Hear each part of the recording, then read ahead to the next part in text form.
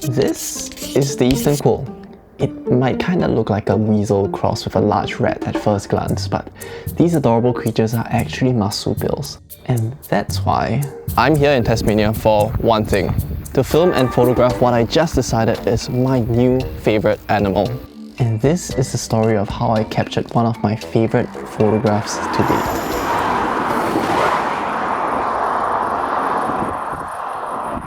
Okay, so photographing nocturnal animals 101.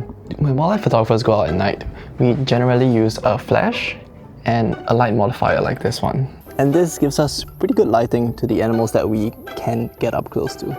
With a big softbox, you create soft shadows, but you still maintain some directionality of the light, so you can still reveal any interesting textures in the animal. But from the first night, it was clear that quolls were going to present a whole different challenge.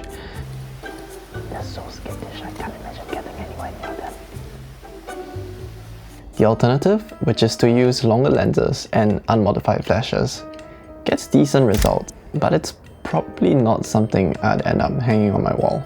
Okay, so it usually helps to learn a little bit more about the animal that you want to photograph. And well, a quick Google search told me that quolls are carnivorous marsupials that feast mainly on insects. But it seems like they're also known to scavenge dead carrion. And that was when my brain formulated a plan. You see, I've noticed that one thing that you can't escape while traveling across Tasmania is...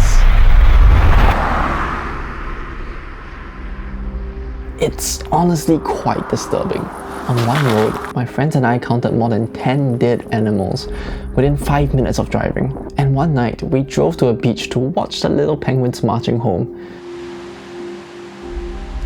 But on the drive back, we found 3 fresh carcasses that were not there before. But this, as gruesome as it sounds, might provide me with the opportunity that I need to get up close to these quolls. So here's what I did. During the day, I drove down the roads keeping my eyes out for roadkill. If they seemed fresh enough, I'd mark down the location. And then, before dusk, I would return and set up my camera.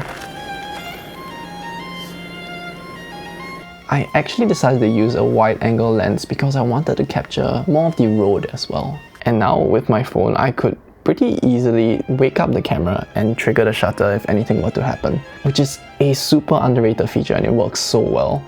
My only complaint would be that the range isn't very long, but for the purposes of this photo, it was enough. And once everything was set up, all I could do was wait. You know, I forgot to film myself waiting in the car, so this is me after my trip, but trying to stick to the theme. Here's another fun fact about quolls.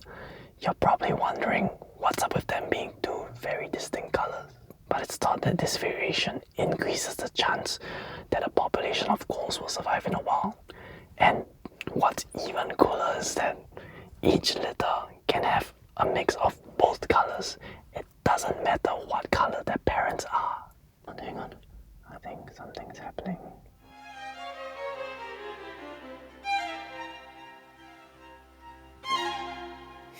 Standing up.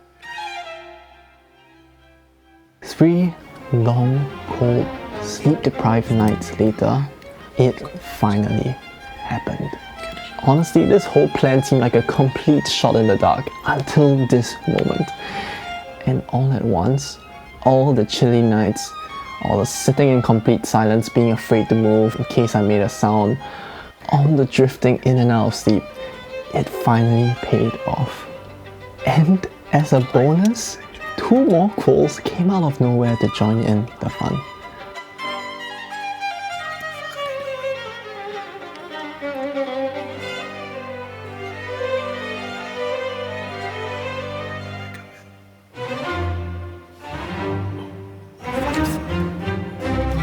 It's like having a family discussion. I think they just...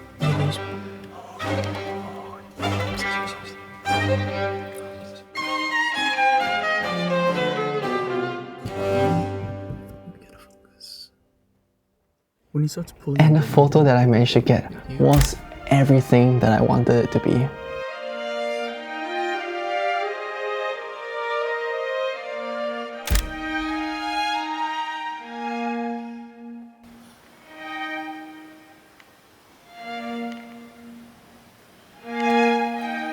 After they left and I packed up my gear, I saw the eye shine of the black quoll still nearby. And maybe it was out of instinct, but I called out to it like I usually call my cat. And to my surprise, it actually came up pretty close to me to suss me out before turning around and disappearing into the night.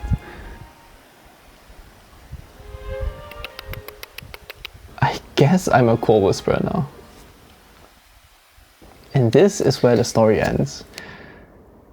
At least it was where I wanted the story to end. But driving back to my campsite, I faced a reality check that came in the form of two lifeless figures in the middle of the road. The very animals that I tried so hard to photograph. Eastern quolls are endangered animals. They used to be found on the Australian mainland before the introduction of non-native predators like foxes and cats drove them to extirpation. There are some ongoing efforts to reintroduce them, but for now, the only place you can find them in the wild is here in Tasmania. But it seems like even here, they face their own series of challenges. The very roads that feed them also lead to their downfall. After driving past hundreds of the same scene again and again, it's so easy to get desensitized and dismiss it as part of everyday life. But we can't let this affect how we behave on roads. There's a stark difference between the number of roadkill on roads where the speed limit was 100 versus roads where the speed limit was 50 or 60. The speed you drive at, especially between the hours of dusk and dawn, make a huge difference. I've had a few close calls where that extra second of reaction time was the difference between an accident and a near miss. As happy as I am with the photos I got, looking back, it's kind of depressing how it was even possible in the first place. But perhaps that's what it means to take a photo that will hopefully leave a lasting impact.